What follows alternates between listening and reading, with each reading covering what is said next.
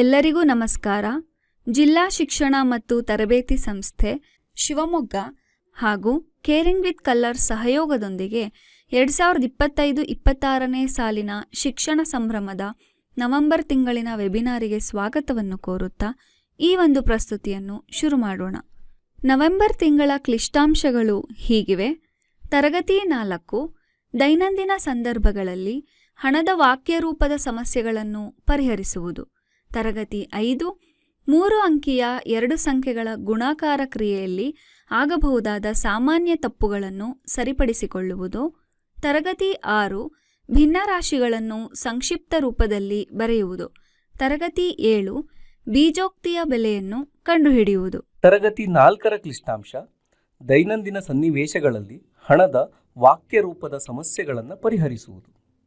ನಾವು ಡೈಲಿ ಲೈಫಲ್ಲಿ ಉಪಯೋಗಿಸುವಂತಹ ಹಣದ ರೂಪಗಳು ಯಾವ್ಯಾವು ಅಂತ ನೋಡೋದಾದರೆ ನಾವು ನೋಟುಗಳಲ್ಲಿ ಬಳಸ್ತೇವೆ, ಹಾಗೆ ನಾಣ್ಯಗಳು ಅಂದರೆ ಕಾಯಿನ್ ಸ್ವರೂಪದಲ್ಲಿ ಕೂಡ ಬಳಸ್ತೇವೆ. ಭಾರತದಲ್ಲಿ ನಮ್ಮ ದೇಶದಲ್ಲಿ ಯಾವ ಯಾವ ಮುಖ ಬೆಲೆಗಳು ಅಂದರೆ ಡಿನಾಮಿನೇಷನ್ಸು ಸಹಜವಾಗಿ ಬಳಸ್ತೇವೆ ಅಂತ ನೋಡೋದಾದರೆ ನೋಟುಗಳಲ್ಲಿ ನೋಡೋಣ. 10 ರೂಪಾಯಿ, 20 ರೂಪಾಯಿ, 50 ರೂಪಾಯಿ ನೋಟುಗಳು ನಾವು ಬಳಸ್ತೇವೆ. ಅದೇ ರೀತಿ 100 ರೂಪಾಯಿ, 200 ರೂಪಾಯಿ, 500 ರೂಪಾಯಿ ನೋಟುಗಳನ್ನು ನಾವು ಬಳಸ್ತೇವೆ. ಕಾಯಿನ್ಸಲ್ಲಿ ಯಾವ್ಯಾವು ಸಾಮಾನ್ಯವಾಗಿ ಬಳಸ್ತೇವೆ ಅಂತ ನೋಡೋದಾದರೆ 1 ರೂಪಾಯಿ ಕಾಯಿನು, 2 ರೂಪಾಯಿ ಕಾಯಿನು, ಹಾಗೆ 5 ರೂಪಾಯಿ ಕಾಯಿನು ಇದ್ದಾವೆ. ಇನ್ನು 10 ರೂಪಾಯಿ, 20 ರೂಪಾಯಿ ಕಾಯಿನ್ ಕೂಡ ಇದ್ದಾವೆ. ಹಾಗೆ ಬೇರೆ ಬೇರೆ ರೀತಿ ಕಾಯಿನ್ಸ್ ಕೂಡ ನಮ್ಮ ರಿಸರ್ವ್ ಬ್ಯಾಂಕ್ ಆಫ್ ಇಂಡಿಯಾ ಬಿಡ್ತಾ ಇರುತ್ತೆ. ಬಟ್ ಸಾಮಾನ್ಯವಾಗಿ ನಾವು ಬಳಸುವಂಥ ಕಾಯಿನು ಮತ್ತು ನೋಟುಗಳನ್ನು ನಾವು ಇಲ್ಲಿ ನೋಡ್ತಾ ಇದ್ದೇವೆ. ಬೇರೆ ಬೇರೆ ದೇಶಗಳಲ್ಲಿ ಯಾವ್ಯಾವ ರೀತಿಯಾದಂತಹ ಒಂದು ಕರೆನ್ಸಿ ಅಥವಾ ಹಣವನ್ನು ನಾವು ನೋಡ್ಬೋದು ಅಂತಂದರೆ ಭಾರತದಲ್ಲಿ ಭಾರತೀಯ ರೂಪಾಯಿ ಅಥವಾ ಇಂಡಿಯನ್ ರುಪೀಸ್ ಅಂತ ಹೇಳ್ತೇವೆ. ಅದರ ಚಿಹ್ನೆ ಕೂಡ ನಾವು ನೋಡ್ಬೋದು, ಅದು ಒಂದು ಆರ್ ಸ್ವರೂಪದಲ್ಲಿ ಇದೆ. ಹಾಗೆ ಜಪಾನ್ನಲ್ಲಿ ಜಾಪನೀಸ್ ಯೆನ್ ಅಂತ ಇರುತ್ತೆ. ಅದೇ ರೀತಿ ರಷ್ಯಾದಲ್ಲಿ ರಷ್ಯನ್ ರುಬೆಲ್ ಅಂತ ಇರುತ್ತೆ. ಹಾಗೆ America USA United States dollars ಅಂತ ಇರುತ್ತೆ. ಈ ಒಂದು ಕರೆನ್ಸಿಯ ಒಂದು ಬೆಲೆ ಆ ಒಂದು ದೇಶದ ಒಂದು ದೃಢತೆ, ಎಷ್ಟು ದೊಡ್ಡ ದೇಶ ಮತ್ತು ಎಷ್ಟು ಬಲಿಷ್ಠವಾದಂತಹ ದೇಶ ಅದು ಕೂಡ ಈ ಕರೆನ್ಸಿ ಡಿಸೈಡ್ ಮಾಡುತ್ತೆ. ಹಾಗಾಗಿ ನಮ್ಮ ಜಗತ್ತಿನ ದೊಡ್ಡಣ್ಣ ಅಂತ ನಾವೇನು ಹೇಳ್ತೇವೋ ಅಮೇರಿಕಾ, ಅವರ ಒಂದು ಕರೆನ್ಸಿ ಯುನೈಟೆಡ್ ಸ್ಟೇಟ್ಸ್ ಡಾಲರ್ಸ್ ತುಂಬ ಸ್ಟ್ರಾಂಗ್ ಆಗಿದೆ. ಹಾಗಾಗಿ ನಾವು ನಮ್ಮ ಜಗತ್ತಿನ ದೊಡ್ಡಣ್ಣ ಅಂತ ನಾವು ಅದನ್ನು ಕರಿತೇವೆ.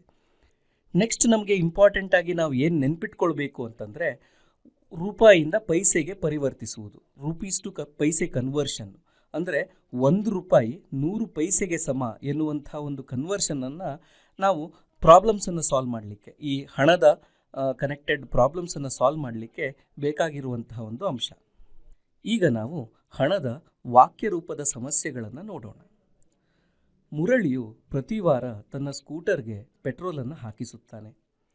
ಪೆಟ್ರೋಲ್ಗಾಗಿ 2 ವಾರಗಳ ಕಾಲ ಪಾವತಿಸಿದ ಹಣವನ್ನು ಕ್ರಮವಾಗಿ ರೂಪಾಯಿ 45.56 ಮತ್ತು ರೂಪಾಯಿ 45.68 ಎಂದು ನಮೂದಿಸುತ್ತಾನೆ. ಹಾಗಾದರೆ ಮುರಳಿಯು ಒಟ್ಟು ಎಷ್ಟು ಹಣವನ್ನು ಪಾವತಿಸಿದನು ಎಂಬುವಂಥದ್ದು ಪ್ರಶ್ನೆ.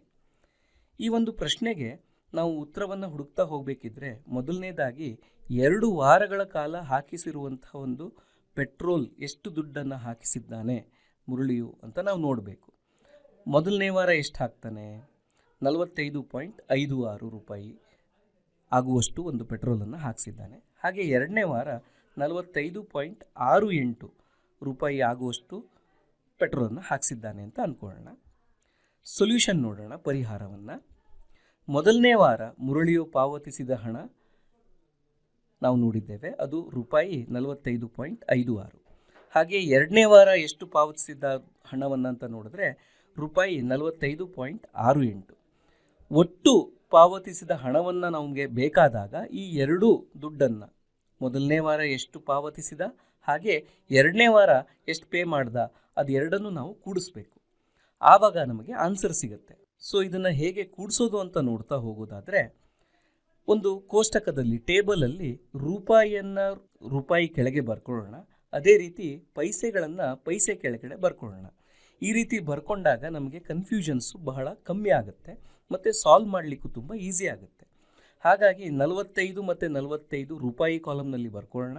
ಹಾಗೆ ಪೈಸೆಗಳನ್ನು ಪೈಸೆ ಕಾಲಮ್ನಲ್ಲಿ 56 ಮತ್ತು 68 ಸಪ್ರೇಟ್ ಕಾಲಮಲ್ಲಿ ಬರ್ಕೊಂಡು ಇವಾಗ ನಾವು ಆ್ಯಡ್ ಮಾಡೋಣ. ಪೈಸೆ ಕಾಲಮ್ನಲ್ಲಿ ಇರುವಂಥ ಒಂದು ಬಿಡಿ ಸ್ಥಾನದಲ್ಲಿರುವಂಥ ಅಂಕಿಗಳು 6 ಮತ್ತು 8. ಇವನ್ನ ಕೂಡಿಸಿದ್ರೆ ನಮಗೆ 14 ಸಿಗುತ್ತೆ. 1 ದಶಕವಾಗಿ ತಗೊಂಡು ಹೋಗೋಣ 10ನೇ ಸ್ಥಾನಕ್ಕೆ, 4 ಹಾಗೆ ನಾವು ಬರಿಬಹುದು.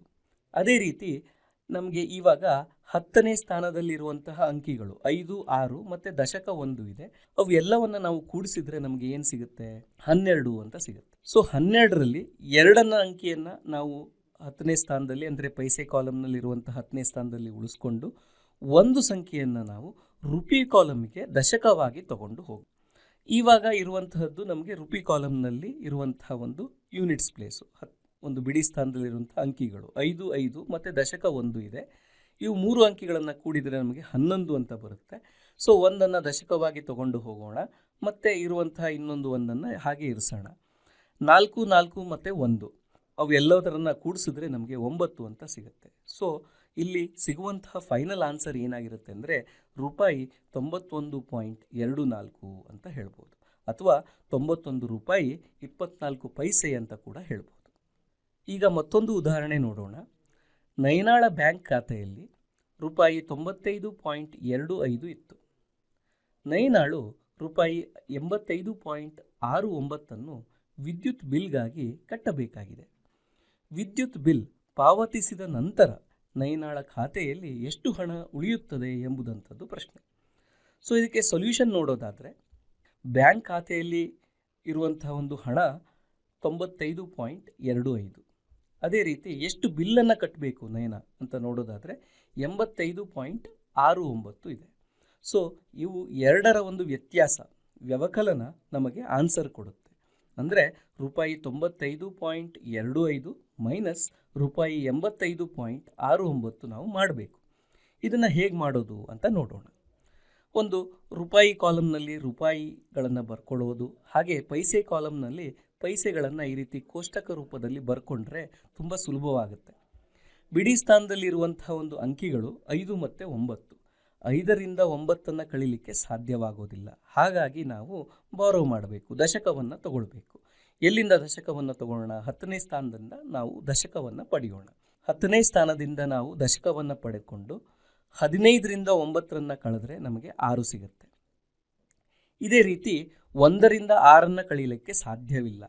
ಇಲ್ಲಿ ನಾವು ಏನು ಮಾಡಬೇಕು ಅಂದರೆ ರೂಪಾಯಿ ಕಾಲಮ್ನಿಂದ ನಾವು ರೂಪಾಯಿಯನ್ನು ಪೈಸೆಗೆ ಪರಿವರ್ತಿಸಬೇಕು. ಅಂದರೆ 1 ರೂಪಾಯಿ 100 ಪೈಸೆಗೆ ಸಮ ಎನ್ನುವಂಥದ್ದು ಗೊತ್ತಿದೆ. ಆ ರೀತಿ ನಾವು ರೂಪಾಯಿಯನ್ನು ಪೈಸೆಗೆ ಪರಿವರ್ತನೆ ಮಾಡಿಕೊಂಡು ನಾವಿಲ್ಲಿ ತಗೊಳ್ಬೇಕು, ದಶಕವನ್ನು ಪಡಿಬೇಕು.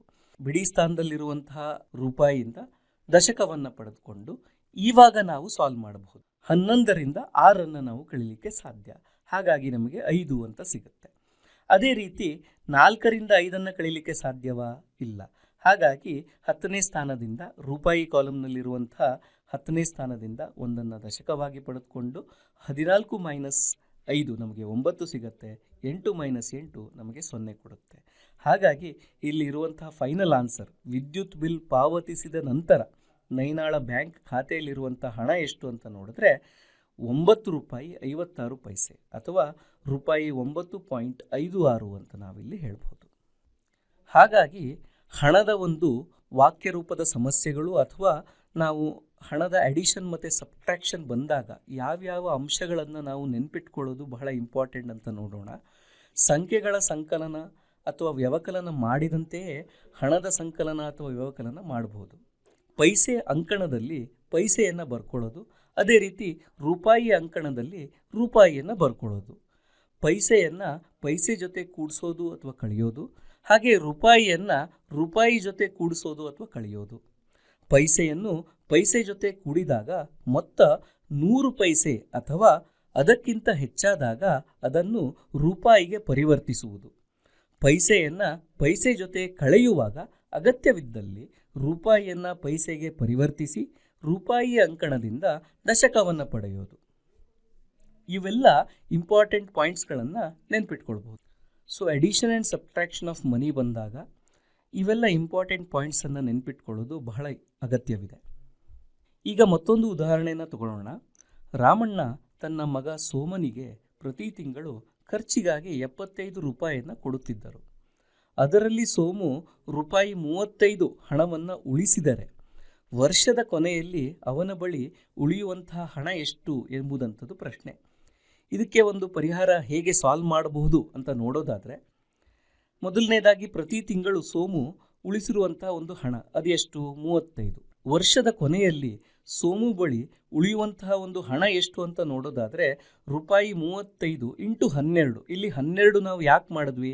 ಯಾಕೆ ಅಂತಂದ್ರೆ ಒಂದು ವರ್ಷದಲ್ಲಿ 12 ತಿಂಗಳಿರುತ್ತೆ. ಎಷ್ಟು ಬರುತ್ತೆ ಅಂತ ನೋಡೋದಾದರೆ 420 ರೂಪಾಯಿ ಬರುತ್ತೆ. ಇದನ್ನು ಮಾನಸಿಕವಾಗಿ ಲೆಕ್ಕಾಚಾರ ಮಾಡಬೇಕು ಅಂತಂದರೆ 35 ಇಂಟು 12 ಅಂತ ಬರ್ಕೊಳ್ತೇವೆ. ಆ ಒಂದು 12ಅನ್ನು 10 + 2 ಅಂತ ಮನಸ್ಸಿನಲ್ಲೇ ಸ್ಪ್ಲಿಟ್ ಮಾಡಿಕೊಂಡ್ರೆ 35 ಇಂಟು 10 350 ಅಂತ ಸುಲಭವಾಗಿ ಬರಿಬೋದು. ಅದೇ ರೀತಿ 35 ಇಂಟು 2 70 ಅಂತ ನಾವು ಮನಸ್ಸಿನಲ್ಲಿ ಈಸಿಯಾಗಿ ಇಟ್ಕೊಳ್ಬೋದು, ನೆನ್ಪಿಟ್ಕೊಳ್ಬೋದು. ಈಗ 350 + 70 ಈ ಎರಡನ್ನು ನಾವು ಆ್ಯಡ್ ಮಾಡಿಬಿಟ್ರೆ ನಮಗೆ 420 ರೂಪಾಯಿ ಅಂತ ಸಿಗುತ್ತೆ. ಸೊ ಮೆಂಟಲ್ ಕ್ಯಾಲ್ಕುಲೇಷನ್ಸ್ ಹೇಗೆ ಮಾಡ್ಬೋದು ಅಂತ ನಾವು ಇಲ್ಲಿ ನಂಬರನ್ನು ಸ್ಪ್ಲಿಟ್ ಮಾಡಿ ನಾವು ಈಸಿಲಿ ಮಾಡಬಹುದು. ಅದೇ ರೀತಿ ಒಂದು ಎಕ್ಸ್ಟ್ರಾ ಎಡಿಷನ್ಸ್ ನಾವು ಈ ಒಂದು ಪ್ರಶ್ನೆಗೆ ಆ್ಯಡ್ ಮಾಡ್ತಾ ಹೋಗ್ಬೋದು. ಯಾವ ರೀತಿಯಲ್ಲಿ? ಅರ್ಧ ವರ್ಷದಲ್ಲಿ ಸೋಮು ಬಳಿ ಎಷ್ಟು ಹಣ ಉಳಿಯುತ್ತೆ ಎನ್ನುವಂತಹ ಪ್ರಶ್ನೆಯನ್ನು ಎಕ್ಸ್ಟ್ರಾ ಸೇರಿಸ್ಬೋದು ಈ ಒಂದು ಪ್ರಶ್ನೆಗೆ. ಆ ಥರ ಸೇರಿಸಿದಾಗ ಇದನ್ನು ಹೇಗೆ ಸಾಲ್ವ್ ಮಾಡ್ಬೋದಪ್ಪ ಅಂತ ನೋಡೋದಾದರೆ, ಒಂದು 420 ರೂಪಾಯಿ ಇದೆ, ಅದು ಒಂದು ವರ್ಷಕ್ಕೆ ಸೇವ್ ಮಾಡುವಂಥ ಒಂದು ಹಣ. ಅರ್ಧ ವರ್ಷಕ್ಕೆ ಅಂತಂದರೆ /2 ಮಾಡಿಬಿಡ್ಬೋದು. ಸೊ 420 /2 ನಮಗೆ 210 ರೂಪಾಯಿ ಅಂತ ಸಿಗುತ್ತೆ. ಅಥವಾ ಬೇರೆ ರೀತಿಯಲ್ಲಿ ಮಾಡೋದು ಅಂತಂದರೆ 35 ಇಂಟು 6. ಯಾಕೆ ಅಂತಂದರೆ ಒಂದು ಅರ್ಧ ವರ್ಷ ಅಂತಂದರೆ 6 ತಿಂಗಳ. ಸೊ 35 ಇಂಟು 6 ಅಂತ ನಾವು ಮಾಡಿದ್ರೆ 210 ರೂಪಾಯಿ ನಮಗೆ ಮತ್ತೊಂದು ರೀತಿಯಲ್ಲಿ ಕೂಡ ಸಿಗುತ್ತೆ. ಸೊ ಭಾಗಾಕಾರ ರೂಪದಲ್ಲಿಯೂ ಇದನ್ನು ಸಾಲ್ವ್ ಮಾಡ್ಬೋದು, ಮಲ್ಟಿಪ್ಲೈ ಮಾಡಿ ಕೂಡ ಸಾಲ್ವ್ ಮಾಡ್ಬೋದು. ಈ ರೀತಿ ಎಕ್ಸ್ಟ್ರಾ ಅಡಿಷನ್ಸ್ ಒಂದು ವರ್ಡ್ ಪ್ರಾಬ್ಲಮ್ ಕೊಟ್ಟಿರ್ತಾರೆ, ಆ ಒಂದು ವರ್ಡ್ ಪ್ರಾಬ್ಲಮ್ ಸಾಲ್ವ್ ಮಾಡಿ ಆದಮೇಲೆ ಅದಕ್ಕೆ ಏನು ಎಕ್ಸ್ಟ್ರಾ ಸೇರಿಸಿ ಆ ಪ್ರಾಬ್ಲಮನ್ನು ಎಕ್ಸ್ಟೆಂಡ್ ಮಾಡ್ಬೋದು ಅಂತ ನೀವು ಕೂಡ ಯೋಚನೆ ಮಾಡ್ಬೋದು. ಈಗ ಒಂದು ಸಮೀಕ್ಷಾ ಪ್ರಶ್ನೆಯನ್ನು ನೋಡೋಣ. ಪ್ರಶ್ನೆ: ರೂಪಾಯಿ 64.26 ಪ್ಲಸ್ ಡ್ಯಾಶ್ ಈಕ್ವಲ್ಸ್ ಟು 7334 ಪೈಸೆ. ಬಿಟ್ಟ ಸ್ಥಳವನ್ನು ತುಂಬಲು ABCD ಆಪ್ಷನ್ಸ್ಗಳು ಈ ರೀತಿ ಇವೆ. ಸರಿಯಾದ ಆಯ್ಕೆ ಯಾವುದೆಂದು ನೋಡೋಣ. ಸರಿಯಾದ ಆಯ್ಕೆ ಆಪ್ಷನ್ ಡಿ, ರೂಪಾಯಿ 9.08. ಇದಕ್ಕೆ ಪರಿಹಾರವನ್ನು ನೋಡೋಣ. ರೂಪಾಯಿ 64.26 ಪೈಸೆಗೆ ಕನ್ವರ್ಟ್ ಮಾಡಿ ಬರ್ಕೊಬೇಕು. ಅದಕ್ಕಾಗಿ ರೂಪಾಯಿ 64.26 100ರಿಂದ ಗುಣಿಸಿದಾಗ 6426 ಪೈಸೆ ನಮಗೆ ಸಿಗುತ್ತದೆ. ಈಗ ಕೊಟ್ಟಿರುವ ಪ್ರಶ್ನೆಯನ್ನು ಪೈಸೆಯಲ್ಲಿ ಬರ್ಕೊಂಡಾಗ ಈ ರೀತಿ ಆಗುತ್ತೆ. ಈಗ ಬಿಟ್ಟ ಸ್ಥಳವನ್ನು ತುಂಬಲು 7334ರಿಂದ 6426 ಕಳೆದಾಗ ನಮಗೆ 908 ಪೈಸೆ ಉತ್ತರವಾಗಿ ಸಿಗುತ್ತದೆ. ಆದರೆ ಪ್ರಶ್ನೆಯಲ್ಲಿ ನಮಗೆ ಎಲ್ಲವೂ ರೂಪಾಯಿಯಲ್ಲಿರುತ್ತದೆ. ಹಾಗಾಗಿ 908 ಪೈಸೆಯನ್ನು ರೂಪಾಯಿಗೆ ಕನ್ವರ್ಟ್ ಮಾಡಲು 100ರಿಂದ ಭಾಗಿಸಿದಾಗ ರೂಪಾಯಿ 9.08 ಸಿಗುತ್ತದೆ. ಇದನ್ನು ಇನ್ನೊಂದು ವಿಧಾನದಲ್ಲೂ ಸಹ ಸಾಲ್ವ್ ಮಾಡ್ಬೋದು. 7334 ಪೈಸೆಯನ್ನು ರೂಪಾಯಿಗೆ ಕನ್ವರ್ಟ್ ಮಾಡಲು 100ರಿಂದ ಭಾಗಿಸಿದಾಗ ರೂಪಾಯಿ 73.34 ಸಿಗುತ್ತದೆ.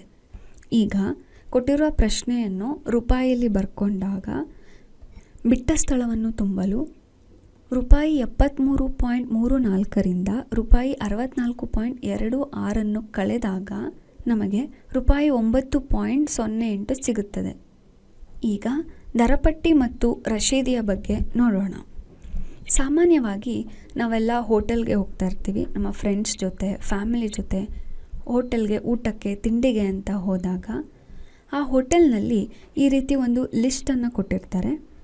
ಅಂದರೆ ಆ ಹೋಟೆಲ್ನಲ್ಲಿ ಸಿಗೋ ವಸ್ತುಗಳು ಮತ್ತು ಅದರ ಬೆಲೆಯನ್ನು ಈ ರೀತಿ ಹಾಕಿರ್ತಾರೆ. ಕೆಲವೊಂದು ದೊಡ್ಡ ಹೋಟೆಲ್ಗಳಲ್ಲಿ ಮೆನ್ಯೂ ಕಾರ್ಡ್ ಅಂತ ಕೊಟ್ಟಿರ್ತಾರೆ.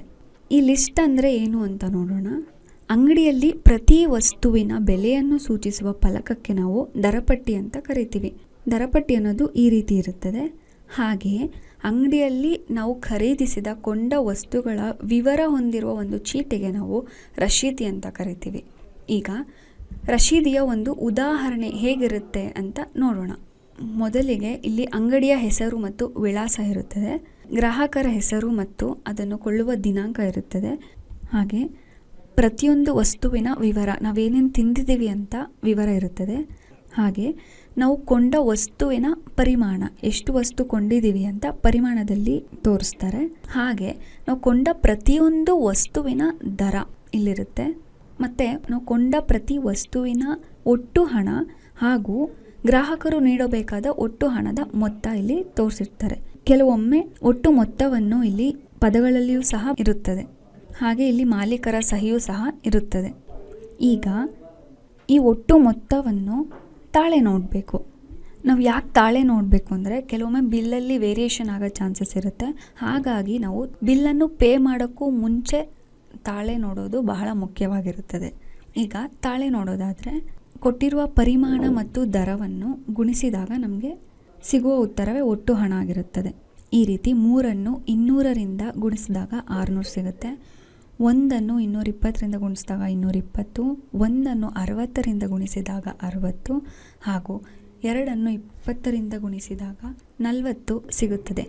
ಈಗ ಎಲ್ಲವನ್ನೂ ಕೂಡಿಸಿದಾಗ 920 ಸಿಗುತ್ತದೆ.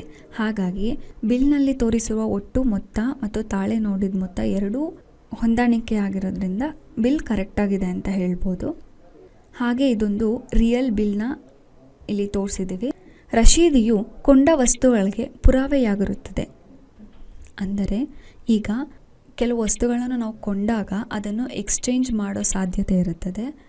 ಹಾಗಾಗಿ ಎಕ್ಸ್ಚೇಂಜ್ ಕೇಳಿದಾಗ ಅಂಗಡಿಯವರು ಈ ಬಿಲ್ಲನ್ನು ಕೇಳ್ತಾರೆ. ಬಿಲ್ ಇಲ್ಲದೆ ಎಕ್ಸ್ಚೇಂಜ್ ಮಾಡೋಕ್ಕೆ ಸಾಧ್ಯ ಆಗಲ್ಲ. ಹಾಗಾಗಿ ಗ್ರಾಹಕರು ತಾವು ಕೊಂಡ ವಸ್ತುಗಳಿಗೆ ರಶೀದಿಯನ್ನು ಕೇಳಿ ಪಡೆಯಬೇಕು.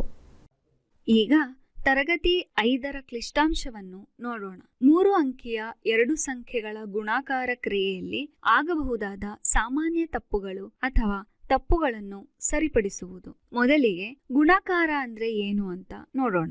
ಗುಣಾಕಾರ ಅಂದರೆ ಒಂದೇ ಸಂಖ್ಯೆಯ ಪುನರಾವರ್ತಿತ ಸಂಕಲನ. ಇಲ್ಲಿ ಕೊಟ್ಟಿರುವ ಉದಾಹರಣೆ 5 × 4ರಲ್ಲಿ 5 ಎನ್ನುವುದು ಗುಣ್ಯ, 4 ಎನ್ನುವುದು ಗುಣಕ ಹಾಗೂ 20 ಅನ್ನೋದು ಗುಣಲಬ್ಧ ಆಗಿರುತ್ತೆ. ಗುಣಿಸುವ ಸಂಖ್ಯೆಯನ್ನು ಗುಣ್ಯ ಎನ್ನುವರು, ಗುಣಿಸಲ್ಪಡುವ ಸಂಖ್ಯೆಯನ್ನು ಗುಣಕ ಎನ್ನುವರು ಮತ್ತು ಆ 2 ಸಂಖ್ಯೆಗಳನ್ನು ಗುಣಿಸಿದಾಗ ಬಂದ ಉತ್ತರವನ್ನು ಗುಣಲಬ್ಧ ಎನ್ನುವರು.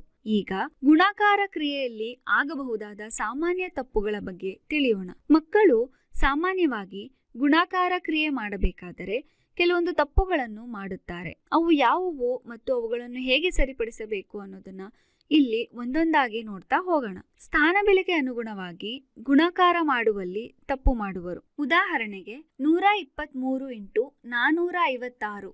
ಇಲ್ಲಿ 123ಅನ್ನು 456ರಿಂದ ಗುಣಿಸಬೇಕು. 123 ಗುಣ್ಯ ಹಾಗೂ 456 ಗುಣಕ. ಮೊದಲು ಗುಣಕದಲ್ಲಿನ ಬಿಡಿ ಸ್ಥಾನದಲ್ಲಿರುವ 6ರಿಂದ ಗುಣ್ಯದಲ್ಲಿನ ಬಿಡಿ ಸ್ಥಾನದಲ್ಲಿರುವ ಅಂಕಿಯನ್ನು ಗುಣಿಸಿ 6ರಿಂದ 3ಅನ್ನು ಗುಣಿಸಿದಾಗ 18 ಆಗುತ್ತದೆ. 1ಅನ್ನು ದಶಕವಾಗಿ ಇಟ್ಟು 8ಅನ್ನು ಬಿಡಿ ಸ್ಥಾನದಲ್ಲಿ ಇಡಬೇಕು. ನಂತರ 6ರಿಂದ 10ರ ಸ್ಥಾನದಲ್ಲಿರುವ 2ಅನ್ನು ಗುಣಿಸಿ 12 ಆಗುತ್ತದೆ. ಈ 12ಕ್ಕೆ ದಶಕದಲ್ಲಿರುವ 1ಅನ್ನು ಕೂಡಿಸಿದಾಗ 13 ಆಗುತ್ತದೆ. ದಶಕವನ್ನು 100ರ ಸ್ಥಾನದಲ್ಲಿ ಇಟ್ಟು 3ಅನ್ನು 10ರ ಸ್ಥಾನದಲ್ಲಿ ಇಡಿ. ಈಗ 6ಅನ್ನು 100ರ ಸ್ಥಾನದಲ್ಲಿರುವ 1ರಿಂದ ಗುಣಿಸಿದಾಗ 6 ಬರುತ್ತದೆ.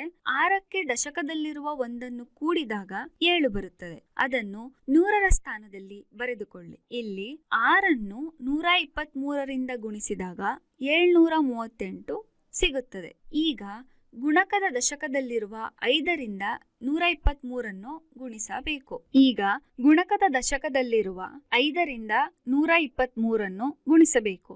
5 10ರ ಸ್ಥಾನದಲ್ಲಿರುವುದರಿಂದ ಮತ್ತು 10ರಿಂದ ಯಾವುದೇ ಸಂಖ್ಯೆಯನ್ನು ಗುಣಿಸಿದಾಗ ಗುಣಲಬ್ಧದ ಕೊನೆಯ ಸಂಖ್ಯೆ 0 ಆಗುವುದರಿಂದ ಇಲ್ಲಿ ನಾವು 0ಯನ್ನು ಮೊದಲಿಗೆ ಬರೆದುಕೊಳ್ಳುತ್ತೇವೆ.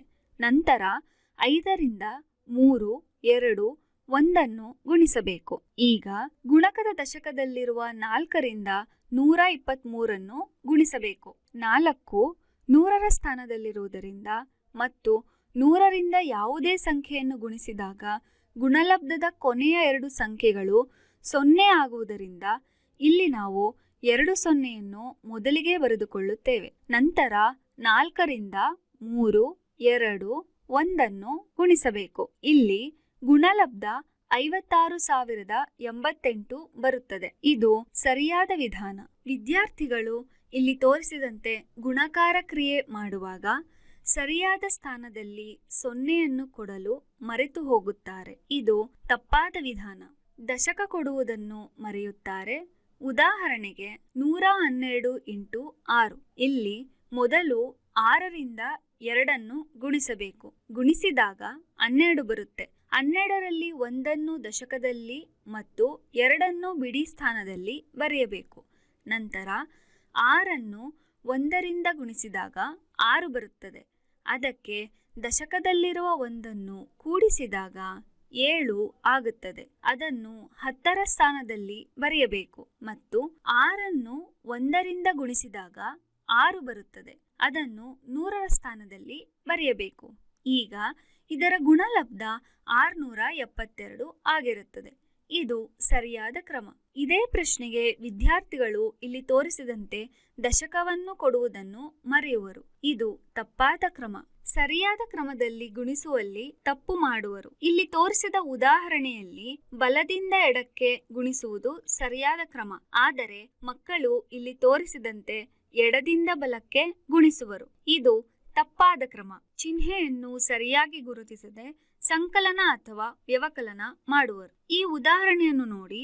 ಇಲ್ಲಿ ಮಕ್ಕಳು ಗುಣಾಕಾರ ಕ್ರಿಯೆ ಬದಲಾಗಿ ಸಂಕಲನ ಕ್ರಿಯೆ ಮಾಡಬಹುದು. ಇದು ತಪ್ಪಾದ ಕ್ರಮ.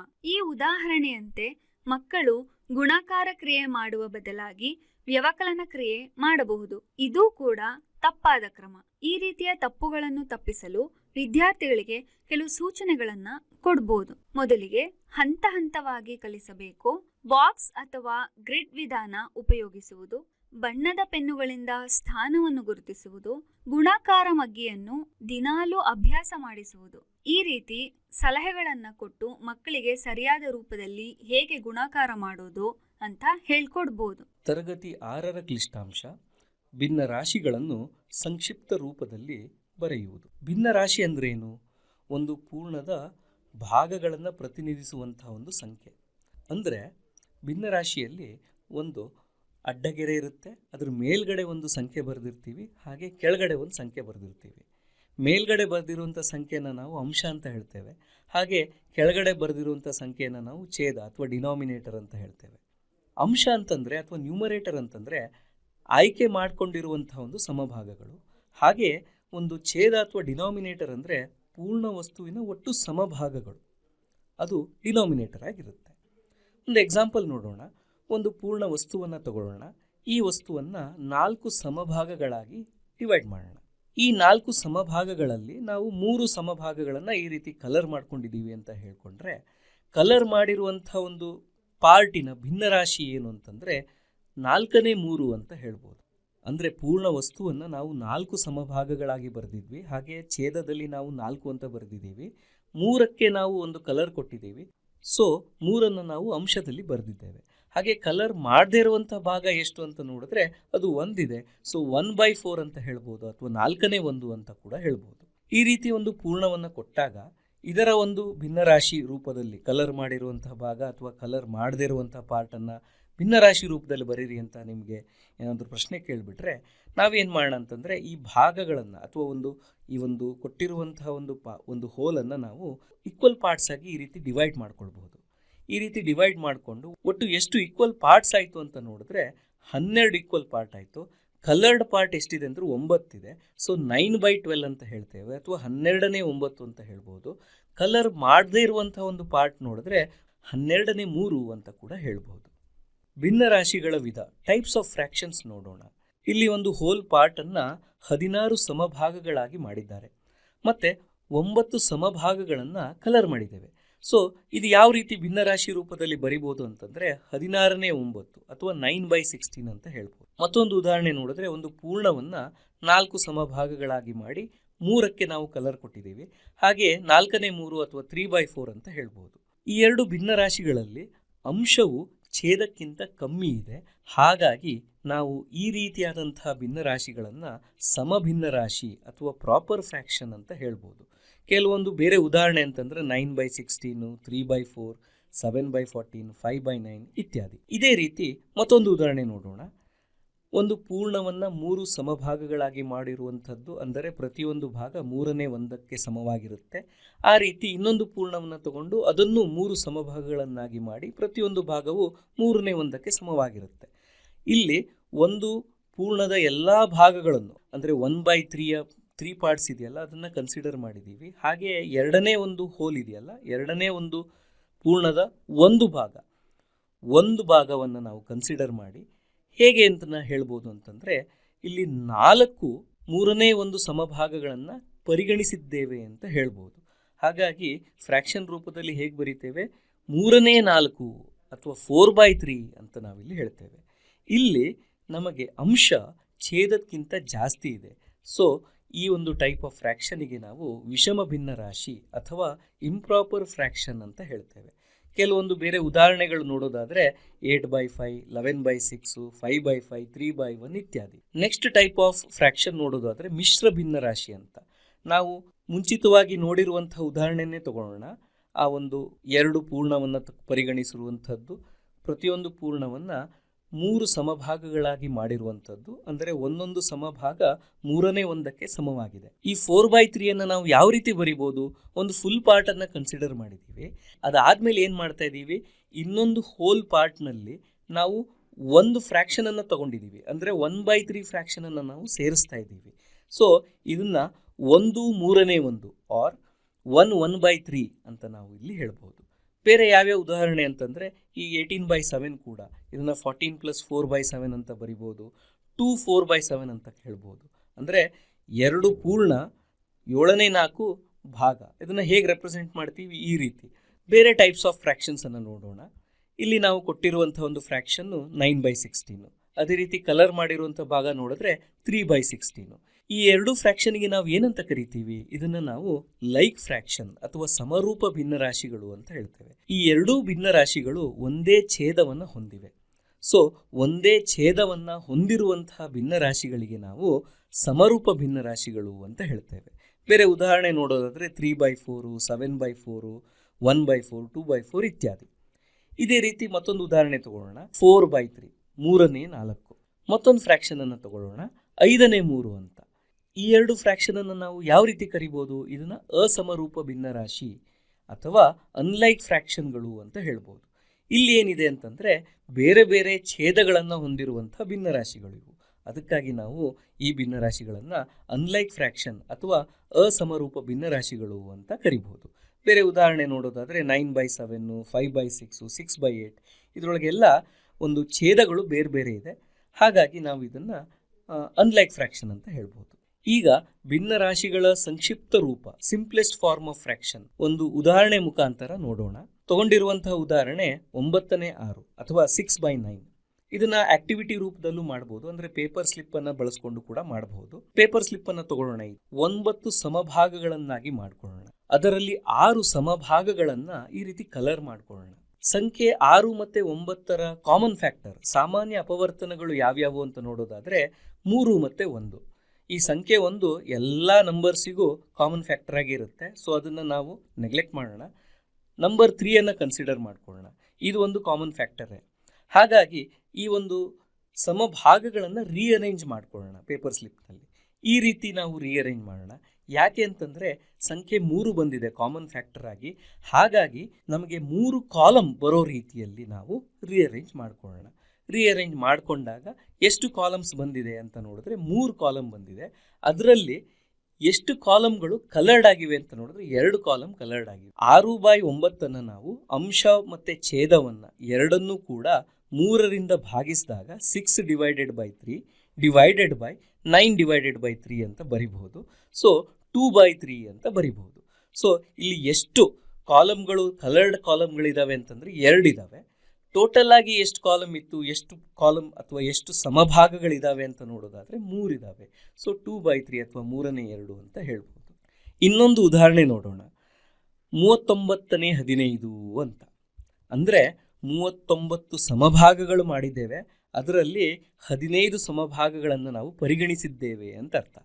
15 ಮತ್ತು 39ರ ಸಾಮಾನ್ಯ ಅಪವರ್ತನಗಳು ಯಾವುವು ಅಂತ ನೋಡಿದ್ರೆ ಅದು ಕೂಡ 3 ಮತ್ತು 1 ಅಂತಲೇ ಬರುತ್ತೆ. ಹಾಗಾಗಿ ನಾವು ಏನು ಮಾಡಬೇಕು, ಕಾಲಮ್ನಲ್ಲಿ 3 ಅಡ್ಡ ಸಾಲುಗಳು ಬರೋ ರೀತಿಯಲ್ಲಿ ಅರೇಂಜ್ ಮಾಡ್ತಾ ಹೋಗೋದಿದ್ರೆ ಈ ರೀತಿ ನಾವು ಅರೇಂಜ್ ಮಾಡಬಹುದು. ಈ ರೀತಿ ಅರೇಂಜ್ ಮಾಡಿದಾಗ ಎಷ್ಟು ಕಾಲಮ್ಗಳು ಕಲರ್ಡ್ ಆಗಿದ್ದಾವೆ ಅಂತ ನೋಡೋದಾದರೆ 5 ಕಾಲಮ್ಗಳು ಕಲರ್ಡ್ ಆಗಿದ್ದಾವೆ. ಟೋಟಲ್ ಆಗಿ ಎಷ್ಟು ಕಂಬ ಸಾಲುಗಳು ನಮಗೆ ಸಿಗ್ತವೆ ಅಥವಾ ಎಷ್ಟು ಕಾಲಮ್ ನಮಗೆ ಸಿಕ್ತು ಅಂತ ನೋಡೋದಾದರೆ 13 ಕಾಲಮ್ಗಳು ನಮಗೆ ಸಿಕ್ಕಿದವೆ. ಹಾಗಾಗಿ ನಮಗೆ ಫೈನಲ್ ಆನ್ಸರು 13ನೇ 5 ಅಥವಾ 39ನೇ 15ರನ್ನು ಅಂಶವನ್ನು 3ರಿಂದ ಡಿವೈಡ್ ಮಾಡುವಂಥದ್ದು. ಹಾಗೆ ಛೇದ 39ರನ್ನು 3ರಿಂದ ನಾವು ಡಿವೈಡ್ ಮಾಡಿದಾಗ ನಮಗೆ ಫೈನಲ್ ಆನ್ಸರು 13ನೇ 5 ಅಂತ ಸಿಗುತ್ತೆ. ಇನ್ನೊಂದು ಎಕ್ಸಾಂಪಲ್ ನೋಡೋದು 35/64 ಅಂತ ನೋಡೋದಾದರೆ ಈ 35 ಮತ್ತು 64ಗೆ ಕಾಮನ್ ಫ್ಯಾಕ್ಟರ್ಸೇ ಇಲ್ಲ. ಇವು ಕೋಪ್ರೈಮ್ಗಳು, ಹಾಗಾಗಿ ಇವು ಸಹ ಅವಿಭಾಜ್ಯಗಳು.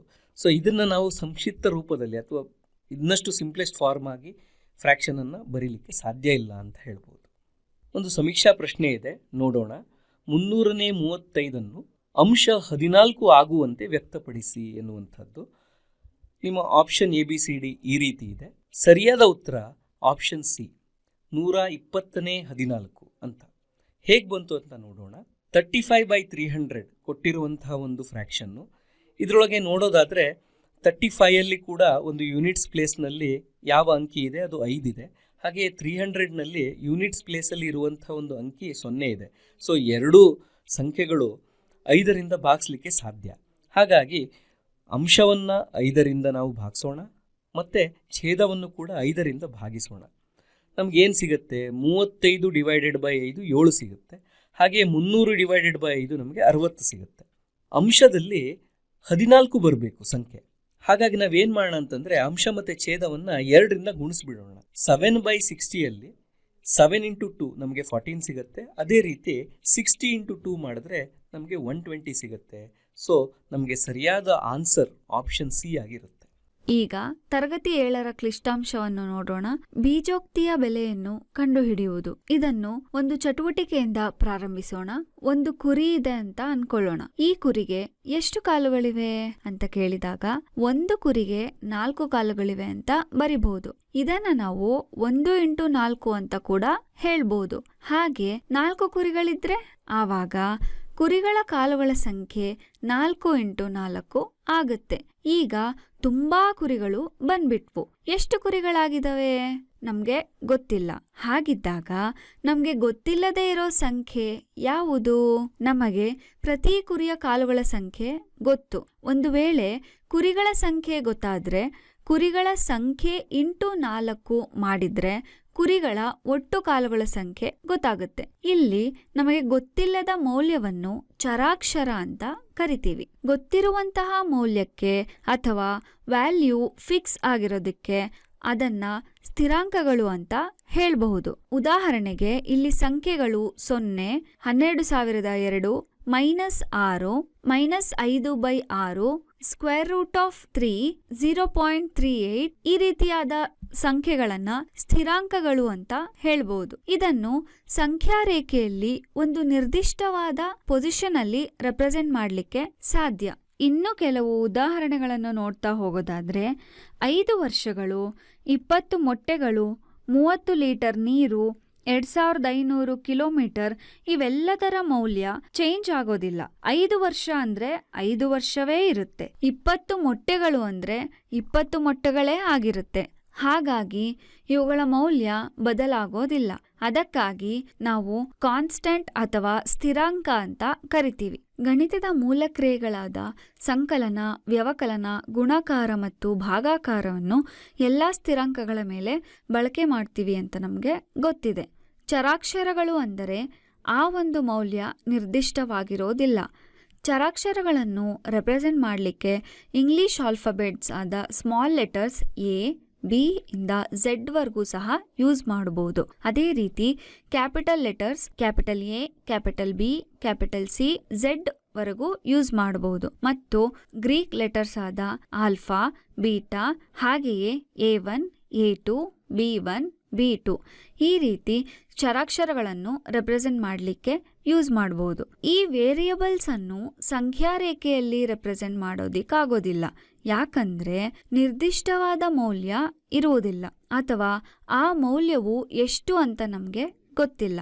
ಕೆಲವು ಆಲ್ಫಾಬೆಟ್ಸ್ ಅನ್ನು ಚರಾಕ್ಷರಗಳನ್ನು ಗುರುತಿಸಲಿಕ್ಕೆ ಯೂಸ್ ಮಾಡದೇ ಇರೋದು ಒಳ್ಳೆಯದು. ಉದಾಹರಣೆಗೆ ಸ್ಮಾಲ್ ಲೆಟರ್ ಇ, ಯಾಕಂದ್ರೆ ಇದು ಒಂದು ಮ್ಯಾಥಮೆಟಿಕಲ್ ಕಾನ್ಸ್ಟೆಂಟ್ ಆಗಿದೆ. ಹಾಗೆಯೇ ಸ್ಮಾಲ್ ಐ, ಪೈ, ಈ ಪೈಗೆ ಒಂದು ನಿರ್ದಿಷ್ಟವಾದ ವ್ಯಾಲ್ಯೂ ಇದೆ. ಹಾಗೆಯೇ ಸ್ಮಾಲ್ ಲೆಟರ್ ಓ, ಇದು ನೋಡಲಿಕ್ಕೆ 0 ಥರ ಕಾಣಿಸುತ್ತೆ. ಅದೇ ರೀತಿ ಸ್ಮಾಲ್ ಲೆಟರ್ ಎಲ್, ಇದು ನೋಡಲಿಕ್ಕೆ 1 ಅನ್ನುವ ಒಂದು ಸಂಖ್ಯೆಯ ಥರ ಸಹ ಕಾಣುತ್ತೆ. ಹಾಗಾಗಿ ಈ ಲೆಟರ್ಸ್ ಅನ್ನ ವೇರಿಯಬಲ್ ರೆಪ್ರೆಸೆಂಟ್ ಮಾಡೋದಕ್ಕೆ ಬಳಸದೇ ಇರೋದೇ ಒಳ್ಳೆಯದು. ಕೆಲವೊಂದು ಉದಾಹರಣೆಯನ್ನು ನೋಡೋದಾದ್ರೆ ತಾಪಮಾನ, ಇದು ಜಾಸ್ತಿಯೂ ಸಹ ಆಗಬಹುದು, ಕಡಿಮೆಯೂ ಸಹ ಆಗಬಹುದು. ಕಾರಿನ ವೇಗ, ಇಲ್ಲಿ ಕಾರಿನ ವೇಗವು ಇಷ್ಟೇ ಅಂತ ಹೇಳೋದಿಕ್ಕಾಗೋದಿಲ್ಲ, ಅದು ಹೆಚ್ಚು ಇರಬಹುದು, ಕಡಿಮೆಯೂ ಆಗಬಹುದು.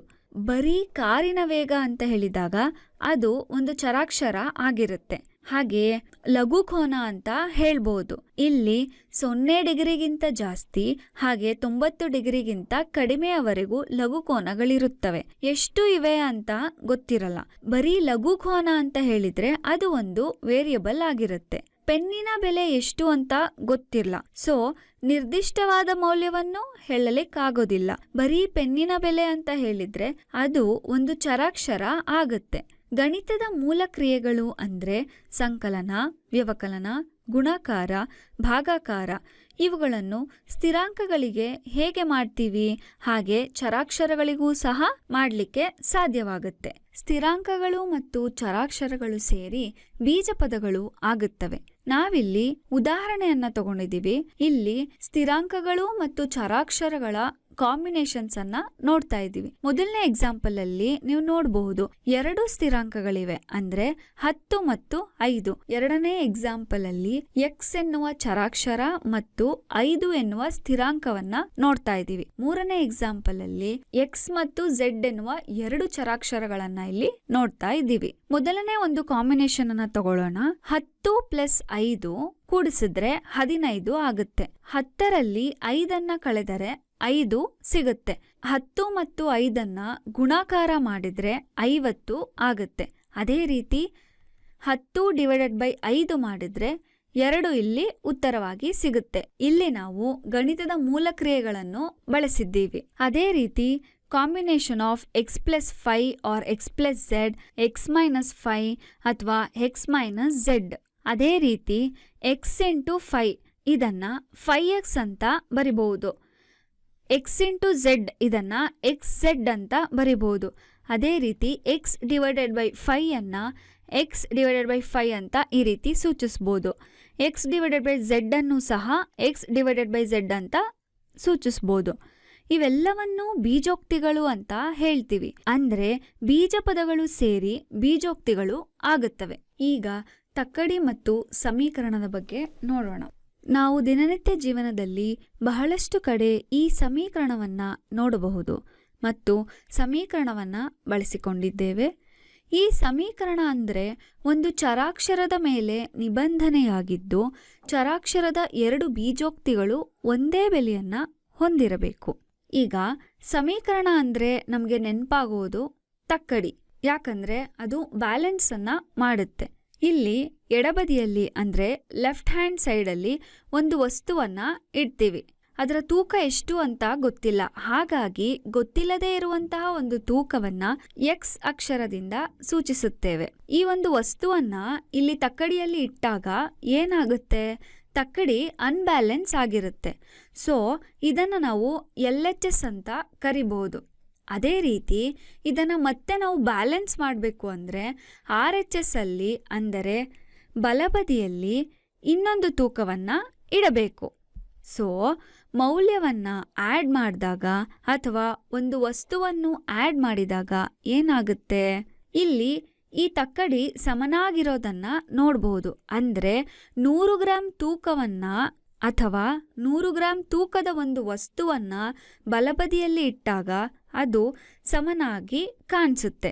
ಹಾಗಾಗಿ LHS = RHS ಅಂತ ಹೇಳ್ಬೋದು. ಅಂದರೆ ಎಕ್ಸ್ ಇಸ್ ಈಕ್ವಲ್ ಟು 100 ಅನ್ನೋದನ್ನ ಒಂದು ಸಮೀಕರಣ ಅಂತ ಹೇಳಬಹುದು. ಈಗ LHS ಮತ್ತು RHS ಎರಡೂ ಕಡೆ ಒಂದೇ ಸಮನಾದ ತೂಕವನ್ನು ಅಂದರೆ 50 ಗ್ರಾಂ ತೂಕವಿರುವ ಒಂದು ವಸ್ತುವನ್ನು ಇಟ್ಟಾಗ ಏನಾಗುತ್ತೆ? ಈ ಸಮೀಕರಣದಲ್ಲಿ ಯಾವುದೇ ಬದಲಾವಣೆಯೂ ಆಗುವುದಿಲ್ಲ.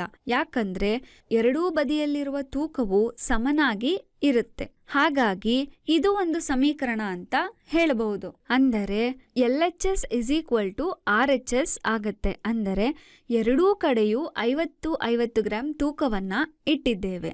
ಹಾಗಾಗಿ 50 + x = 100 + 50 ಅಂತ ಸಮೀಕರಣ ನಮಗೆ ಸಿಗುತ್ತೆ. ಈಗ ಹೇಳಿಕೆಗಳನ್ನು ಸಮೀಕರಣದ ರೂಪದಲ್ಲಿ ಹೇಗೆ ಬರ್ಕೊಳ್ಳೋದು ಅಂತ ನೋಡೋಣ. ಮೊದಲನೇ ಹೇಳಿಕೆ 19 ಮತ್ತು a ಯ ಮೊತ್ತವು 79 ಆಗಿದೆ. ಇಲ್ಲಿ ಮೊತ್ತ ಅಂತ ಹೇಳಿರೋದ್ರಿಂದ ಕೂಡಬೇಕಾಗಿರುತ್ತೆ. ಹಾಗಾಗಿ a + 19 = 79 ಅನ್ನೋದು ಒಂದು ಸಮೀಕರಣ ಆಗಿರುತ್ತೆ. ಎರಡನೇ ಹೇಳಿಕೆಯನ್ನು ನೋಡೋಣ. 7ರಿಂದ 5 ಬಾರಿ z ಅನ್ನು ಸೇರಿಸಿದರೆ 37 ದೊರಕುತ್ತದೆ. ಇಲ್ಲಿ 5 ಬಾರಿ z ಅಂತ ಹೇಳಿರೋದ್ರಿಂದ 5z ಅಂತ ಹೇಳ್ತೀವಿ. ಹಾಗಾಗಿ 7 + 5z = 37 ಅಂತ ಒಂದು ಸಮೀಕರಣ ಸಿಗುತ್ತೆ. ಮೂರನೇ ಹೇಳಿಕೆ ನೋಡೋಣ. 4 ಬಾರಿ y ಇಂದ 4 ತೆಗೆದು ಹಾಕಿದರೆ 36 ಉಳಿಯುತ್ತೆ. ಇಲ್ಲಿ 4 ಬಾರಿ y ಅಂದರೆ 4 × y ಅಂತ ಹೇಳಬೇಕು. ಅದೇ ರೀತಿ ತೆಗೆದು ಹಾಕಿದರೆ ಅಂತ ಕೊಟ್ಟಿದ್ದಾರೆ. 4y - 4 = 36 ಅನ್ನುವ ಒಂದು ಸಮೀಕರಣವು ನಮಗೆ ನೋಡಬಹುದು. ಈಗ ಒಂದು ಸಮೀಕರಣವನ್ನು ಹೇಗೆ ಬಿಡಿಸುವುದು ಅಂತ ಒಂದು ಪ್ರಶ್ನೆ ಮೂಲಕ ನೋಡೋಣ. ಪ್ರಶ್ನೆ: ಮನೆಗೆ ತಲುಪಲು ರಾಜು 50 ಕಿಲೋಮೀಟರ್ ಪ್ರಯಾಣಿಸಬೇಕಿತ್ತು. ಅವನು ಬೈಕ್ ಮತ್ತು ಕಾರಿನಿಂದ ಲಿಫ್ಟ್ ತೆಗೆದುಕೊಂಡು ಅದೇ ದೂರವನ್ನು ಪ್ರಯಾಣಿಸಿದನು. ಅವನು ಮನೆಯನ್ನು ತಲುಪಲು ಕೊನೆಯ 6 ಕಿಲೋಮೀಟರ್ ನಡೆದನು. ರಾಜು ಕಾರು ಮತ್ತು ಬೈಕ್ನಲ್ಲಿ ಪ್ರಯಾಣಿಸಿದ ದೂರವನ್ನು ಕಂಡುಹಿಡಿಯಿರಿ. ಸೊ ಇಲ್ಲಿ ರಾಜು ಇದ್ದಾನೆ. ಅವನಿರುವ ಸ್ಥಳದಿಂದ ಮನೆಗೆ ಟ್ರಾವೆಲ್ ಮಾಡಬೇಕಂದ್ರೆ ಎಷ್ಟು ಕಿಲೋಮೀಟರ್ ಟ್ರಾವೆಲ್ ಮಾಡಬೇಕಾಗತ್ತೆ? ಇಲ್ಲಿ ಕೊಟ್ಟಿರೋ ಹಾಗೆ 50 ಕಿಲೋಮೀಟರ್ ಟ್ರಾವೆಲ್ ಮಾಡಬೇಕಾಗತ್ತೆ. ಮೊದಲಿಗೆ ಅವನು ಬೈಕಲ್ಲಿ ಟ್ರಾವೆಲ್ ಮಾಡ್ತಾನೆ. ಅದಾದ ಮೇಲೆ ಕಾರ್ನಲ್ಲಿ ಟ್ರಾವೆಲ್ ಮಾಡ್ತಾನೆ. ಕೊನೆಯದಾಗಿ 6 ಕಿಲೋಮೀಟರ್ ನಡೆದುಕೊಂಡು ಹೋಗಿ ರಾಜು ಮನೆಯನ್ನು ತಲುಪುತ್ತಾನೆ. ರಾಜು ಬೈಕಲ್ಲಿ ಟ್ರಾವೆಲ್ ಮಾಡಬೇಕಾದ್ರೆ ಮತ್ತು ಕಾರಿನಲ್ಲಿ ಟ್ರಾವೆಲ್ ಮಾಡಬೇಕಾದ್ರೆ ಸಮಾನ ದೂರವನ್ನು ಚಲಿಸುವುದರಿಂದ ನಾವು x ಕಿಲೋಮೀಟರಿಂದ ಗುರುತಿಸಿಕೊಳ್ಳಬಹುದು. ಸೊ ಎರಡೂ ಕೂಡ ಸಮ ಇರೋದ್ರಿಂದ x ಮತ್ತು x ಅಂತ ತಗೊಂಡಿದ್ದೀವಿ.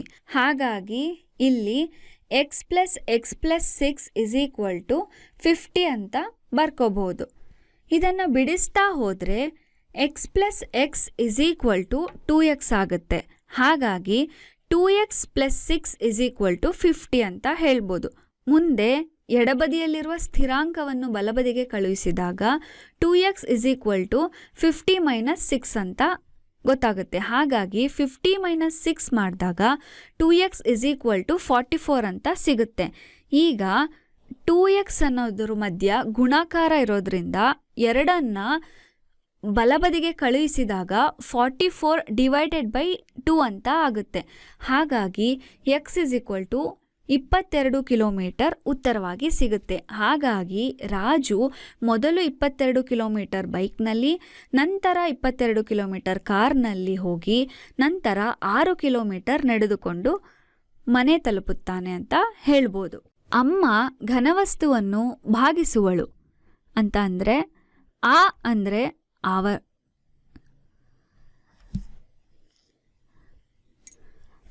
ಅಂದರೆ ಅಪವರ್ತನಗಳು. ಈಗ ಯಾವುದೇ ಒಂದು ಸಮೀಕರಣವನ್ನು ಅಥವಾ ಸಂಖ್ಯೆಗಳನ್ನು ಸಾಲ್ವ್ ಮಾಡಬೇಕಂದ್ರೆ ಬೋರ್ಡ್ ಮಾಸ್ ರೂಲ್ಸನ್ನು ಬಳಸ್ಕೊಳ್ತೀವಿ. ಅದೇ ರೀತಿ ಬೀಜೋಕ್ತಿಗಳನ್ನು ಅಥವಾ ಬೀಜ ಪದಗಳನ್ನು, ಸಂಕಲನ, ವ್ಯವಕಲನ, ಈ ರೀತಿ ಮೂಲ ಕ್ರಿಯೆಗಳನ್ನು ಸಾಲ್ವ್ ಮಾಡಬೇಕು ಅಂದರೂ ಸಹ ಬೋರ್ಡ್ ಮಾಸ್ ರೂಲ್ಸನ್ನು ಯೂಸ್ ಮಾಡ್ಕೋಬಹುದು. ಹಾಗಿದ್ರೆ ಈ ಒಂದು ನಿಯಮವನ್ನು ಯಾವ ರೀತಿ ಸುಲಭವಾಗಿ ನೆನಪಿಟ್ಕೊಳ್ಳೋದು ಅಂತ ನೋಡೋದಾದರೆ ಇಲ್ಲಿ ಒಂದು ವಾಕ್ಯ ಇದೆ. ಈ ವಾಕ್ಯವನ್ನು ನೆನಪಿಟ್ಟುಕೊಂಡರೆ ಆ ರೂಲ್ಸನ್ನು ನೆನಪಿಟ್ಟುಕೊಳ್ಳಬಹುದು.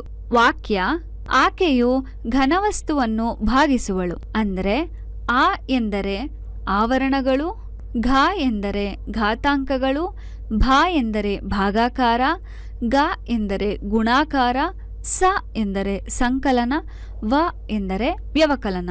ಈ ರೀತಿಯಾಗಿ ಒಂದು ವಾಕ್ಯವನ್ನು ನೆನಪಿಟ್ಟುಕೊಳ್ಳುವ ಮೂಲಕ ಯಾವ ಮೂಲಕ್ರಿಯೆಯು ಯಾವುದಾದ್ಮೇಲೆ ಬರುತ್ತೆ ಅಂತ ಸುಲಭವಾಗಿ ನೆನಪಿಟ್ಟುಕೊಳ್ಳುತ್ತಾ ಹೋಗಬಹುದು. ಈಗ ಒಂದು ಸಮೀಕರಣವನ್ನು ನೋಡೋಣ. 2x + 6 = 100.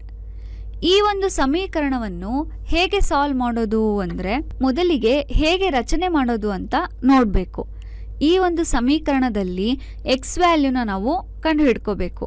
ಅದಕ್ಕೆ ಮೊದಲಿಗೆ 2x ಅನ್ನು ನಾವು 2 × x ಅಂತ ಹೇಳ್ಬೋದು. ಈ 2xಗೆ ನಾವು 6 ಅನ್ನು ಕೂಡಿಸ್ತೀವಿ. ಇವೆರಡನ್ನ ಕೂಡಿಸಿದಾಗ ಬರುವಂತಹ ಮೊತ್ತ 100 ಆಗಿರುತ್ತೆ. ಈಗ ಈ ಸಮೀಕರಣದಲ್ಲಿರುವಂತಹ ಚರಾಕ್ಷರ ಅಂದರೆ ಎಕ್ಸ್ನ ಮೌಲ್ಯ ಹೇಗೆ ಕಂಡುಹಿಡಿಯೋದಪ್ಪ ಅಂದರೆ ಮೊದಲಿಗೆ ಎಡಬದಿಯಲ್ಲಿರುವ +6 ಬಲಬದಿಗೆ ತೆಗೆದುಕೊಂಡು ಹೋದಾಗ -6 ಆಗುತ್ತೆ. ಹಾಗಾಗಿ 100 - 6 ಅಂತ ಮಾಡಿದಾಗ 94 ಉತ್ತರವಾಗಿ ಸಿಗುತ್ತೆ. ಹಾಗಾಗಿ 2x = 94 ಅಂತ ಹೇಳ್ತೀವಿ. ಈಗ ಎಕ್ಸ್ನ ವ್ಯಾಲ್ಯೂ ಕಂಡುಹಿಡಿಬೇಕಂದ್ರೆ 2 ಅನ್ನೋದು ಬಲಬದಿಗೆ ತಗೊಂಡಾಗ ಅದು ಡಿವೈಡೆಡ್ ಆಗುತ್ತೆ. ಹಾಗಾಗಿ 94 / 2 = 47 ಅಂತ ಆಗುತ್ತೆ. ಇದರಿಂದ x = 47 ಅಂತ ಎಕ್ಸ್ನ ವ್ಯಾಲ್ಯೂ ನಮಗೆ ಸಿಗುತ್ತೆ. ಈಗ ಇನ್ನೊಂದು ಉದಾಹರಣೆಯನ್ನು ನೋಡೋಣ. x⁻2 + 5⁻3 = 5⁻4. ಇದನ್ನು ನಾವು ಬೇರೆ ವಿಧಾನದಿಂದ ಬಿಡಿಸೋಣ. ಈ ಪ್ರಶ್ನೆಯಲ್ಲಿ ಎಕ್ಸ್ನ ಬೆಲೆಯನ್ನು ಕಂಡುಹಿಡಿಯಬೇಕಾಗಿದೆ. ಅದಕ್ಕೋಸ್ಕರ ಎಡಬದಿಯಲ್ಲಿರುವ ಸ್ಥಿರಾಂಕವನ್ನು ಅಂದರೆ 5⁻3 ಬಲಬದಿಗೆ ಕಳುಹಿಸಿ. ಆಗ x⁻2 = 5⁻4 - 5⁻3 ಆಗುತ್ತದೆ. ಬಲಬದಿಯ 5⁻4 - 5⁻3ರಲ್ಲಿ ಛೇದವು ಒಂದೇ ಆಗಿರೋದ್ರಿಂದ ಅವುಗಳ ಲ 5 ಆಗಿರುತ್ತೆ ಮತ್ತು ಅವುಗಳ ವ್ಯತ್ಯಾಸವು 5⁻1 ಬರುತ್ತದೆ. ಅಂದರೆ x⁻2 = 5⁻1 ಆಗುತ್ತದೆ. ಈಗ ಎಡಬದಿಯಲ್ಲಿರುವ x⁻2ರಲ್ಲಿ x ಭಾಗಾಕಾರ ರೂಪದಲ್ಲಿ ಇರುವುದರಿಂದ ಅದನ್ನು ಎಡಬದಿಗೆ ಕಳುಹಿಸಿದಾಗ ಗುಣಾಕಾರ ರೂಪವನ್ನು ಪಡೆದುಕೊಳ್ಳುತ್ತದೆ. ಅದೇ ರೀತಿ ಬಲಬದಿಯಲ್ಲಿರುವ 5⁻1ರಲ್ಲಿ 5 ಭಾಗಾಕಾರ ರೂಪದಲ್ಲಿರುವುದರಿಂದ ಅದನ್ನು ಬಲಬದಿಗೆ ಕಳುಹಿಸಿದಾಗ ಗುಣಾಕಾರ ರೂಪವನ್ನು ಪಡೆದುಕೊಳ್ಳುತ್ತದೆ. ಅಂದರೆ 5 × 2 = 1 × x ಅಂತ ಆಗುತ್ತೆ. ಇದನ್ನು ಸರಳೀಕರಿಸಿದಾಗ ಎಕ್ಸ್ನ ಬೆಲೆಯು 10 ಸಿಗುತ್ತದೆ. ಈಗ ಒಂದು ಸಮೀಕ್ಷಾ ಪ್ರಶ್ನೆಯನ್ನು ನೋಡೋಣ. -8 + 5m = 2m - 5. mನ ಬೆಲೆಯನ್ನು ಕಂಡುಹಿಡಿಯಿರಿ ಅಂತ ಕೇಳಿದ್ದಾರೆ. ಇದಕ್ಕೆ ಆಯ್ಕೆಗಳು ಈ ರೀತಿ ಇವೆ. Option A 0, option B +1, option C +2, option D -1. ಇದರ ಉತ್ತರವನ್ನು ನೋಡೋಣ. Option B +1 ಉತ್ತರವಾಗಿರುತ್ತದೆ. ಈ ಉತ್ತರವು ಹೇಗೆ ಬಂತು ಅಂತ ನೋಡೋಣ. -8 + 5m = 2m - 5. ಇಲ್ಲಿ ಚರಾಕ್ಷರಗಳನ್ನು ಒಳಗೊಂಡಂಥ ಸಂಖ್ಯೆಗಳನ್ನು ಒಂದು ಬದಿಯಲ್ಲಿ, ಅದೇ ರೀತಿ ಸ್ಥಿರಾಂಕವನ್ನು ಒಳಗೊಂಡ ಸಂಖ್ಯೆಯನ್ನು ಮತ್ತೊಂದು ಬದಿಯಲ್ಲಿ ಇಡಬೇಕು. ಆಗ 5m - 2m = -5 + 8 ಆಗುತ್ತದೆ. ನಂತರ ಇದನ್ನು ಸರಳೀಕರಿಸಿದಾಗ 3m = +3, m = +1 ಆಗುತ್ತದೆ. ಅದಕ್ಕೋಸ್ಕರ ಇಲ್ಲಿ ಆಪ್ಷನ್ ಬಿ +1 ಸರಿಯಾದ ಉತ್ತರವಾಗಿದೆ. ಸರಳ ಸಮೀಕರಣಕ್ಕೆ ಸಂಬಂಧಿಸಿದಂತೆ ಮಕ್ಕಳಿಗೆ ಒಂದು ಚಟುವಟಿಕೆಯನ್ನು ಮಾಡಿಸಬಹುದು. ಈ ಚಟುವಟಿಕೆಯನ್ನು ಮಾಡಲು ಮೊದಲು ಒಂದು ಬೌಲನ್ನು ತಗೋಬೇಕು. ನಂತರದಲ್ಲಿ ಸಂಖ್ಯೆಗಳನ್ನು ಒಳಗೊಂಡ ಫ್ಲ್ಯಾಶ್ ಕಾರ್ಡ್ಗಳನ್ನು ಅದರಲ್ಲಿ ಹಾಕಿ. ಈಗ 3 ಮಕ್ಕಳನ್ನು ಕರೆದು ಒಂದೊಂದಾಗಿ ಫ್ಲ್ಯಾಶ್ ಕಾರ್ಡನ್ನು ತೆಗೆಯಲು ಹೇಳಿ. ಮೊದಲನೇ ಮಗು ಬಂದು ಆ ಬೌಲ್ನಲ್ಲಿನ ಒಂದು ಫ್ಲ್ಯಾಶ್ ಕಾರ್ಡನ್ನು ತೆಗೆದುಕೊಳ್ಳುತ್ತೆ ಮತ್ತು ಅದರ ಸಂಖ್ಯೆಯು 21 ಆಗಿರುತ್ತೆ. ಎರಡನೇ ಮಗು ಬಂದು ಇನ್ನೊಂದು ಸಂಖ್ಯೆಯನ್ನು ಆರಿಸುತ್ತೆ, ಆ ಸಂಖ್ಯೆಯು 12 ಆಗಿರುತ್ತೆ. ಮೂರನೇ ಮಗು ಬಂದು ಇನ್ನೊಂದು ಫ್ಲ್ಯಾಶ್ ಕಾರ್ಡನ್ನು ತೆಗೆದುಕೊಳ್ಳುತ್ತೆ, ಅದರ ಸಂಖ್ಯೆ ಎಷ್ಟು ಅಂತ ಗೊತ್ತಿರೋದಿಲ್ಲ. ಈಗ ನಾಲ್ಕನೇ ಮಗು ಬಂದು ಆ 3 ಸಂಖ್ಯೆಗಳ ಮೊತ್ತವು 60 ಅಂತ ಹೇಳುತ್ತೆ. ಈಗ ಮೂರನೇ ಮಗುವಿನ ಸಂಖ್ಯೆ ಎಷ್ಟು ಅಂತ ಕಂಡುಹಿಡಿಯಬೇಕು. ಹಾಗಾಗಿ ಮೂರನೇ ಮಗುವಿನ ಸಂಖ್ಯೆಯನ್ನು h ಎಂದು ತಗೊಳ್ಳೋಣ. ಈಗ 21 + 12 + h = 60 ಅಂತ ಒಂದು ಈಕ್ವೇಶನ್ನ ಸಿಗುತ್ತೆ. ಈ 21 + 12 ಕೂಡಿದಾಗ 33 ಆಗುತ್ತೆ. ಹಾಗಾಗಿ 33 + h = 60 ಅಂತ ಹೇಳ್ಬೋದು. ಇದನ್ನು 2 ವಿಧಾನಗಳಲ್ಲಿ ಪರಿಹರಿಸಬಹುದು. ಮೊದಲನೇ ವಿಧಾನ, ಎಡಬದಿಯಲ್ಲಿರುವ 33 ಬಲಬದಿಗೆ ಕಳುಹಿಸಿ 60 - 33 ಅಂತ ಮಾಡಿ ಹೆಚ್ಚಿನ ಬೆಲೆಯನ್ನು ಬರೆಯಬಹುದು. ಅಥವಾ ಇನ್ನೊಂದು ವಿಧಾನವನ್ನು ನೋಡೋಣ. ಎಡಬದಿಯಲ್ಲಿರುವ 33 0 ಮಾಡಿಕೊಂಡ್ರೆ ಹೆಚ್ಚಿನ ಬೆಲೆಯು ಸಿಗುತ್ತೆ. ಹಾಗಾಗಿ ಎಡ ಮತ್ತು ಬಲಬದಿಯಲ್ಲಿ -33 ಕೂಡಿಸಿ, ಆಗ h = 27 ಉತ್ತರವಾಗಿ ಸಿಗುತ್ತೆ. ಈ ರೀತಿ ಒಂದು ಚಟುವಟಿಕೆಯಿಂದ ಸರಳ ಸಮೀಕರಣವನ್ನು ಹೇಗೆ ಸಾಲ್ವ್ ಮಾಡೋದು ಅಂತ ನೋಡ್ಬೋದು. ಇಲ್ಲಿಯವರೆಗೂ ತರಗತಿ 4, 5, 6 ಮತ್ತು 7ರ ಕ್ಲಿಷ್ಟಾಂಶಗಳನ್ನು ನೋಡಿದ್ದೇವೆ. ಇನ್ನು ಮುಂದೆ ಬುನಾದಿ ಸಾಕ್ಷರತೆ ಮತ್ತು ಸಂಖ್ಯಾಜ್ಞಾನದ ಬಗ್ಗೆ ತಿಳಿಯೋಣ. ಬುನಾದಿ ಸಾಕ್ಷರತೆ ಮತ್ತು ಸಂಖ್ಯಾಜ್ಞಾನದ ಬಗ್ಗೆ ನೋಡೋಣ. ನವೆಂಬರ್ ತಿಂಗಳಿನ 2 ಥೀಮ್ಗಳು ಈ ರೀತಿ ಇವೆ. ಈ 2 ಥೀಮ್ಗಳಲ್ಲಿರುವ ಕಲಿಕಾ ಫಲಗಳಿಗೆ ಸಂಬಂಧಿಸಿದಂತೆ 8ರಿಂದ 10 ಹೆಡ್ಡಿಂಗ್ಗಳನ್ನಾಗಿ ಈ ರೀತಿ ಮಾಡಿ ಮಕ್ಕಳಿಗೆ ಅಭ್ಯಾಸ ಹಾಳೆಗಳನ್ನು ಕೊಡಬಹುದು. ಇಲ್ಲಿ ಥೀಮ್ 1ರ ಪ್ರಕಾರ ನಾಣ್ಯಗಳನ್ನು ಅವುಗಳ ಹೆಸರಿನೊಂದಿಗೆ ಹೊಂದಿಸಿ. ಇಲ್ಲಿ ಎಡಭಾಗದಲ್ಲಿ ನಾಣ್ಯಗಳನ್ನು ನೀಡಿದ್ದೇವೆ, ಅದೇ ರೀತಿ ಬಲಭಾಗದಲ್ಲಿ ಆ ನಾಣ್ಯಗಳ ಹೆಸರುಗಳನ್ನು ಸಹ ನೀಡಿದ್ದೇವೆ. ಅದಕ್ಕೆ ಅನುಗುಣವಾಗಿ ಹೊಂದಿಸುತ್ತಾ ಹೋಗಬೇಕು. ಹಾಗೆ ನೋಟುಗಳನ್ನು ಅವುಗಳ ಬೆಲೆಗಳೊಂದಿಗೆ ಹೊಂದಿಸಿ. ಇಲ್ಲಿ ನೋಟುಗಳನ್ನು ನೀಡಿದ್ದೇವೆ ಮತ್ತು ಅದರ ಬೆಲೆಗಳನ್ನು ಬಲಭಾಗದಲ್ಲಿ ನೀಡಿದ್ದೇವೆ. ಈ ಎರಡನ್ನೂ ಹೊಂದಿಸುತ್ತಾ ಹೋಗಬೇಕು. ಹಾಗೆಯೇ ನಾಣ್ಯಗಳನ್ನು ಗುರುತಿಸಿ ಅವುಗಳನ್ನು ಎಣಿಸಿ ಮತ್ತು ಅವುಗಳಿಗೆ ಬಣ್ಣ ಮಾಡಿ.